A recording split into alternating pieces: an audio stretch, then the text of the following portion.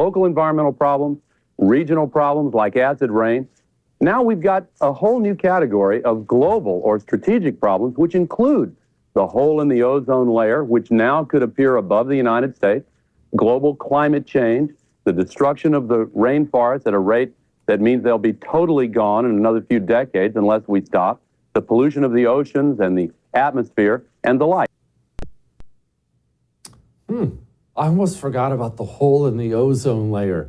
You probably won't remember. It depends on how old you are, but when I was a kid, they were telling us that women with their hairspray, you know how women are, they spray all this stuff on. The hairspray was putting holes in the ozone layer. I wonder if Kay's old enough. Joining me now, my buddy Kay Smythe with the Daily Caller, social decline and apocalypse writer. Kay, you're not old enough to remember the ozone layer talk, are you? No, I absolutely am that old. Thank you so much for thinking that I'm not. That means a lot. No, it was every time I opened the fridge, I was destroying the ozone. And hairspray was the other big one. There was something else as well, but it escapes me now. I mean, the list really, truly goes on. Why do these people still keep a straight face when they make the predictions that all these things are going to happen? They never, ever, ever come true. I remember they had to take signs down from Glacier National Park in Montana because they said all the ice caps would be gone, and then they were all still there, so they just took the sign down.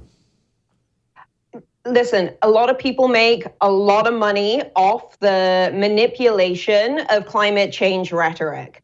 So when I was at university studying this, I was so lucky to have a professor who told us, for the most part, the truth. I was able to learn about the field of uncertainty, which is an entire academic course in any kind of climate study, where we basically say, okay, so this is what we think is going to happen. But there's this huge margin of uncertainty where it turns out that we don't actually have a clue. So when I see major corporations, or I guess emerging corporations, I should say, and global elites both making huge sums of money off the sort of, I don't want to say the myth of climate change, because the climate does fluctuate. We can sort of dig into that a little bit if you want. But what we're going through right now is absolutely nowhere near as bad as what it's been like in the past. We know this from proxy data. And there's not really anything that we can do to mitigate the impact of the climate. We can sort of live within it. We can't do anything to stop it. So the rhetoric's going to continue so long as people still can make money off making people disbelieve that there is anything that can be done. Speak about the climate changing, because the climate does change. It goes through patterns and things like that. It's not your freaking SUV or your hairspray, but climate does change.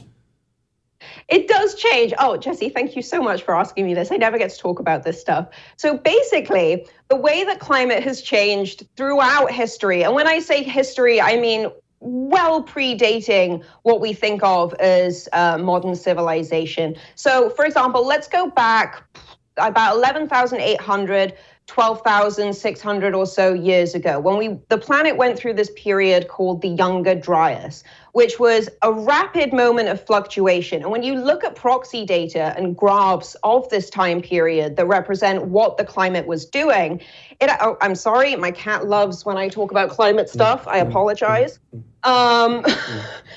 But basically, when we look at what was going on during the Younger Dryas, we have a scale, say, that's about this wide. And so we're looking at different climate fluctuations going back about, say, like a foot of space. And now that kind of fluctuation, we're talking about, potentially tens, if not 100-degree change in some instances. Right now, that same proxy data that we've tracked that far back is about this wide. And excuse me, I'm sorry, this is my life. And so when we look at that change now, it's about this big. So we're talking about fluctuations that really don't impact us in any of the same way that it has before. And I think the ignorance of that aspect of the science is one of the most damning things that global elites have done to both the education system and to the mass manipulation of the public that has instilled this fear that everything that we do is going to end up killing us, when that's just really not the case. Like, things have been a lot worse in the past with absolutely no macro influence from human civilization. And what we're going through in terms of change right now, isn't really that dramatic.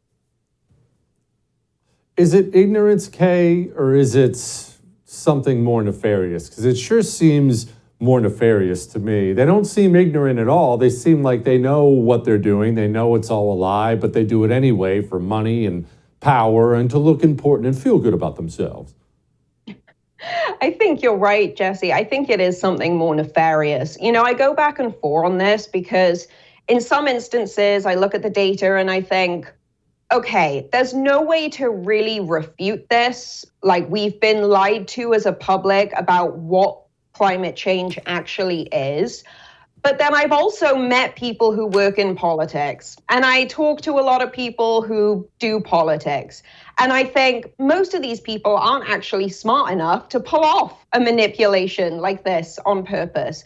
So I think this has been going on for a lot longer, this sort of fear and manipulation, maybe even as long as like the last 100 years, if you want to sort of drag the energy sector into it and what they benefit in terms of have benefited from in terms of making us feel terrible about day-to-day human life.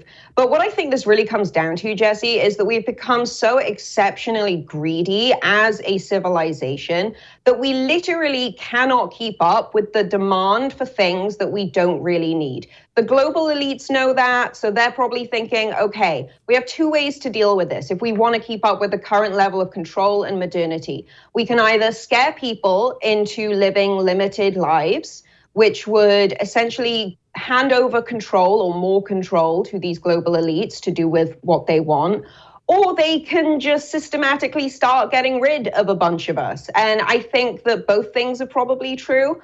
I dread to think what will happen over the next decade in terms of how that manipulation will turn into action, particularly out here in the West. But we do have an unsustainable relationship with the natural world that every single one of us today can fix right at home. It's as simple as putting a little bit of money, and I say a very little bit of money, into growing some of your own foods. Even if you live in an apartment, you can do this. You can start living in such a way that doesn't indulge in the greed in the same way that we have been for so long. I'm not telling anyone to give anything up because this is America. Like, freedom is the number one thing here, and that's all I really care about. But if you do want to sort of weather the mismanagement of the global elites in terms of this crisis, both sociologically and environmentally, you just got to return to a slightly more natural way of living. Stop buying everything that you're getting told to buy by the Kardashians and celebrities, and just calm down a little bit. Don't indulge so much in that corporate culture. And it all comes from the woke side of the spectrum, so stop putting your money towards it anyway. That's why I stopped showering last month. I've never felt better. Kay, thank you. I appreciate you.